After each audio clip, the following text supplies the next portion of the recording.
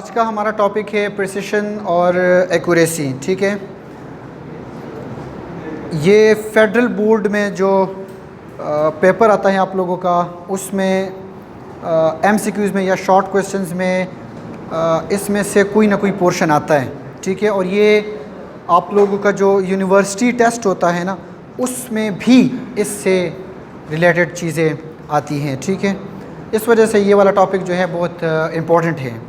और इस टॉपिक को समझने के लिए आप लोगों के पास प्रीवियस जो लेक्चर मैंने दिए हैं उनको स्टडी करना इंतहाई ज़रूरी है, क्योंकि इसके अंदर हम लीस्ट काउंट और परसेंटेज अनसर्टेनिटी, एब्सोल्यूट अनसर्टेनिटी, उसका ज़िक्र लाजमी होगा। सो उसके लिए ज़रूरी है कि वो चीज़ें आपको ऑलरेडी पता हो।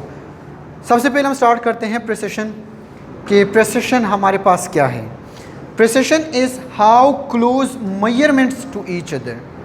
आप कुछ मेजरमेंट्स करते हैं, मिसाल के तौर पर आप 3 रीडिंग लेते हैं, तो उन 3 रीडिंग जो है वो 3 रीडिंग वो एक दूसरे के कितने क्लोज्ड हैं, उसको हम कहते हैं प्रिसिशन कहते हैं। ठीक है, मैं ज़रा जो प्रैक्टिकल एग्जांपल है वो बाद में आपको समझाऊंगा, लेकिन इसका जो ताल्लुक़ होता है ना, वो होता है लीस्ट काउंट के साथ होता है।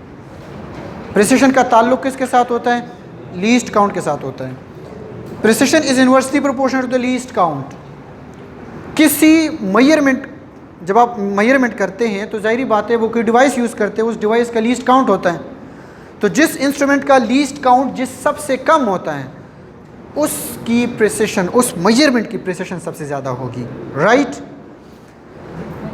मिसाल ये है कि अगर आप एक स्क्रू गेज लेते हैं और एक वर्नियर कैलिपर्स लेते हैं, तो स्क्रू गेज का जो लीस्ट काउंट होता है वो कम होता है, 0.001 सेंटीमीटर होता है। तो जिसका लीस्ट काउंट कम होता है उसकी प्रिसिशन हाई होती है। सो इन दोनों की कंपैरिजन करें तो स्क्रू गेज से हम प्रिसाइज मेजरमेंट हम लेते हैं। ठीक है, सेकंड वन एक्यूरेसी। इसी तरह की उसको हम डिफ़ाइन करते हैं, लेकिन थोड़ी बहुत चेंजेस लाते हैं। Accuracy is how close a measurement to the true value.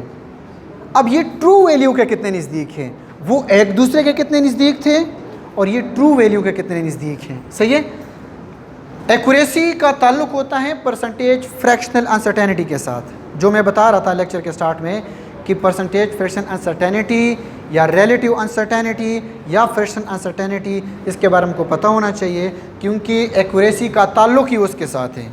जिसकी परसेंटेज फ्रैक्शन अनसर्टेनिटी सबसे कम होती है उसकी एक्यूरेसी ज़्यादा होती है। मिसाल के तौर पर ये फार्मूला होता है हमारे पास परसेंटेज फ्रैक्शन अनसर्टेनिटी का।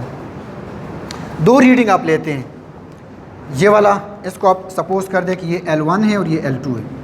ठीक है, इसकी जो परसेंटेज फ्रैक्शन अनसर्टेनिटी है वो 3.3 आती है, इसकी परसेंटेज फ्रैक्शन अनसर्टेनिटी है 0.5% आती है। तो अब ये जो मैंने रीडिंग ली है, इसकी परसेंटेज फ्रैक्शन अनसर्टेनिटी कम आ रही है, लिहाजा इसकी जो एक्यूरेसी होगी वो ज़्यादा होगी, क्योंकि इन्वर्सली प्रोपोर्शनल है। जिसकी परसेंटेज फ्रैक्शन अनसर्टेनिटी कम होती है उसकी एक्यूरेसी ज़्यादा होती है। राइट, अच्छा, अब ज़रा आते हैं प्रैक्टिकल एग्जांपल की तरफ। ठीक है, प्रैक्टिकल एग्जांपल ये है कि बुल्स आई इसको कहते हैं। ठीक है, मतलब कि जब आप निशाना चेक करते हैं, ठीक है, तो मिसाल के तौर पर आप 2 एरो जो है वो हिट करते हैं और वो दोनों एरो आके इस जगह पे लगते हैं, सेंटर पे लगते हैं। इसका मतलब ये है, इसको हम लेते हैं एज अ ट्रू वैल्यू। ये जो सेंटर है हम लेते हैं कि ये ट्रू वैल्यू है, ये वो निशाना है जिसको हम टारगेट कर रहे हैं। तो अगर दोनों एरो आके इस जगह पे लगते हैं, इसको कहते हैं डार्ट लैंड कहते हैं। जिस जगह पे आप हिट करते हैं उसको हम कहते हैं डार्ट लैंड कहते हैं। तो ये दोनों इधर आके हिट करते हैं, इसका मतलब ये है कि ये दोनों वैल्यू जो है, दोनों एरो जो हैं वो एक दूसरे के भी नज़दीक हैं और ये इस जगह पर भी लग रहे हैं जो टारगेटेड एरिया है। इसका मतलब है कि ये दोनों एरो की एक्यूरेसी भी ज़्यादा है और प्रिसिशन भी ज़्यादा है। ठीक है, अब इसकी बात करते हैं। दोनों एरो अगर इस जगह पे लगते हैं, ये इस जगह से बहुत दूर हैं। अगर इस जगह से दूर है इसका मतलब है कि इसकी एक्यूरेसी कम है। समझ आ रही है ना? एक्यूरेसी क्यों कम है? क्योंकि जिस जगह पे हम इसको टारगेट कर रहे हैं उस जगह से दूर जाके लगता है, तो एक्यूरेसी कम हो गई। लेकिन ये दोनों एरो एक ही जगह पे लग रहे हैं, एक दूसरे के बहुत क्लोज्ड है। इसका मतलब है कि इसकी प्रिसिशन ज़्यादा है।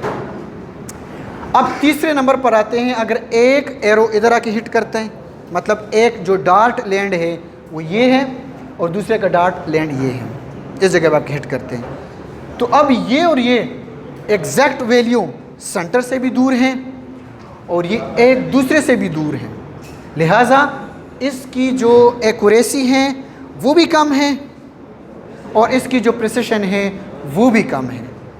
ये एक प्रैक्टिकल लाइफ से और इस टॉपिक को समझाने के लिए एक आसान मिसाल है, ठीक है, ताकि आप लोग ये जहन में रखें, आपके जहन में डायरेक्ट प्रिसिशन और एक्यूरेसी वाला टॉपिक आ जाए। जब आपको ये समझ हो तो फिर इसके अंदर ये जो प्रिसिशन और एक्यूरेसी का जो ताल्लुक़ होता है, एक और बात याद रखो एट द एंड, प्रिसिशन और एक्यूरेसी ये एक दूसरे पे डिपेंड नहीं करते, ये इंडिपेंडेंट क्वांटिटी है।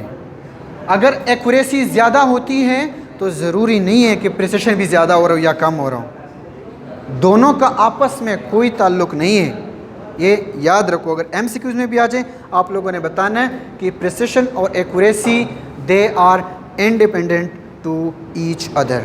ये एक लास्ट पॉइंट जो बेशक आप उधर नोट करें, ठीक है।